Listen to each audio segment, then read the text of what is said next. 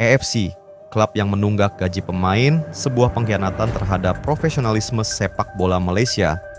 AFC tegas proses sanksi klub Malaysia dalam dunia sepak bola profesional. Komitmen terhadap kesejahteraan pemain adalah salah satu pilar utama yang membangun kredibilitas dan kehormatan sebuah klub.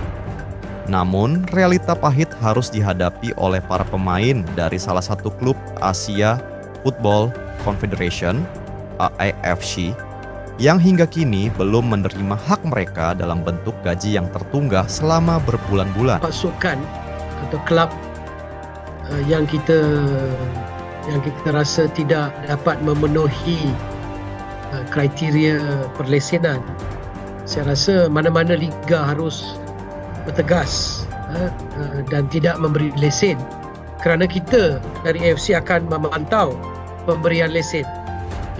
Hanya kerana untuk melengkapkan liga, sesuatu liga itu tidak boleh memberi lesen. Ini yang pertama sekali. Yang kedua, tidak ada masalah jika ada pengurangan kelab hingga 11 ataupun 10. Kita punya peraturan adalah bukan kelab tapi perlawanan. Okey, contohnya kalau kelab kurang, maknanya perlawanan harus ditambah. Mungkin kena main 3 kali, bukan home and away, tapi 3 kali. Jadi kita fokus kepada jumlah perlawanan yang harus diadakan di dalam setiap liga dan bukan kepada berapa kelab dalam liga itu sendiri. Tunggak gaji bukan hanya pelanggaran kontrak, tetapi juga bentuk pengingkaran terhadap tanggung jawab moral dan etika profesional sebuah organisasi olahraga. Para pemain telah memberikan tenaga, waktu, dan pengorbanan mereka untuk membela lambang di dada, tetapi dibalas dengan ketidakpastian finansial yang mengancam kehidupan mereka di luar lapangan. Keterlambatan pembayaran ini bukanlah kejadian sekali dua kali. Di Malaysia sampai akhirnya, kekayaan golongan tauke-tauke ini dapat dikongsikan kepada golongan pertengahan dan golongan B40. Itu sangat mustahak. Yang kedua, jurang pendapatan itu adalah yang lebih besar dan mendalam. Sebagai contohnya, kita lihat kajian yang dikeluarkan baru-baru ni, bukan sahaja golongan maha kaya ini dapat melipat gandakan keuntungan dan kekayaan peribadi mereka, tetapi pada masa yang sama, purata gaji graduan menurun dalam purata 500 ke 1000 ringgit sampai ke satu tahap. Kajian itu menunjukkan graduan muda kadang-kadang dibayar di bawah paras gaji minimum RM1,200. Iaitu dalam RM1,000 ke RM1,500. Dan ini agak mencemaskan. Kerana sambil kita melihat profits itu dipusatkan di tangan segelintir pihak, tetapi anak muda, graduan muda yang terbeban dengan hutang, selepas mereka jadi seorang graduan, gaji mereka sangat rendah, dan pada era pandemik ini kadang-kadang lagi rendah daripada gaji minimum di Malaysia. Bagaimana kita ingin cipta salah satu sistem ekonomi yang mapan apabila rakyat Malaysia yang datang dari golongan pertengahan ataupun B40 yang betul-betul berusaha dapat ijazah dan akhirnya ingin masuk ke dalam bidang pekerjaan, tetapi mereka digajikan bawah gaji minimum, tetapi mereka pada masa yang sama melihat golongan CEO, chairman dan golongan maha kaya ini dapat melipat gandakan kekayaan mereka semasa dan pada masa yang sama kita tidak ada iltizam politik ataupun keberanian seperti capital gains tax, inheritance tax dan juga windfall tax pada golongan maha kaya ini. Dalam beberapa laporan internal, diketahui bahwa manajemen klub telah berulang kali gagal memenuhi janji untuk menyelesaikan kewajiban finansial kepada pemain dan staf pelatih. Trying to get some fund actually as new shareholder. Actually, sepatutnya shareholder tu dah masuk in January, but because of ada something, it happened that the chairman of the company at that time they passed away, so it affect the whole thing. Now they coming back with a new shareholder. So new shareholder ni pun need time lah, pasal kita dah bincang-bincang daripada December, lepas tu bila Januari berlaku lain cerita kan. So masalah lah. So now kita come back balik, kita tengah buat balik. Mostly shareholder ni bukan senang nak buat, especially KL lah. Unless kalau we have a good punya shareholder, mungkin dia tak pulau.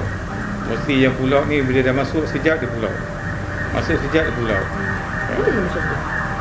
Kalau memang ada agreement, bila kita sue kita kena sue balik. It happened the first one last 2021 kita dengan Kadin. Kan dia masuk, lepas tu dia pull out. Bila pull out, kita jadi mangsa. So bila kita terminate, so they bring to the court.